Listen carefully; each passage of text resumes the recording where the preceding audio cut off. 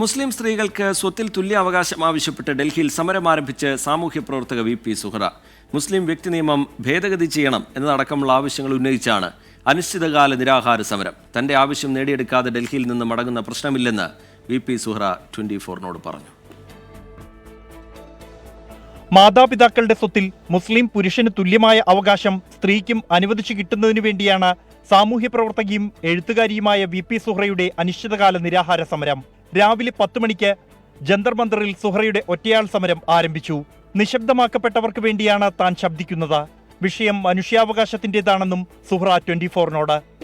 മരണം വരെയുള്ള സമരമാണ് ഇത്. ഈ കാര്യത്തിന് എന്തെങ്കിലും ഒരു തീരുമാനമാവുന്നത് വരെ ഡൽഹി വിടുന്ന പ്രശ്നമില്ല. ഇത് ഇസ്ലാം മതത്തിന്റെ കാര്യമല്ല, ഒരു വ്യക്തിയുടെ കാര്യമല്ല.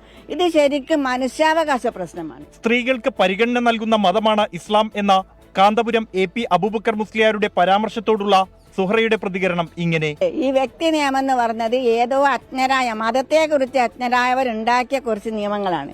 ഈ നിയമങ്ങളിൽ നമുക്ക് യാതൊരു പരിഗണനയുമില്ല. വളരെ സ്ത്രീവിരുദ്ധമായ ഒരു നിയമമാണ് ഇവിടെ ഉള്ളത്. ജന്തർ മന്ദറിൽ 2 ദിവസത്തെ സമരത്തിനാണ് ഡൽഹി പോലീസ് അനുമതി നൽകിയിരിക്കുന്നത്. എന്നാൽ ആവശ്യങ്ങൾ അംഗീകരിക്കാതെ ഡൽഹിയിൽ നിന്നും ഇനി മടക്കമില്ലെന്നാണ് സുഹറയുടെ തീരുമാനം. 24 ഡൽഹി.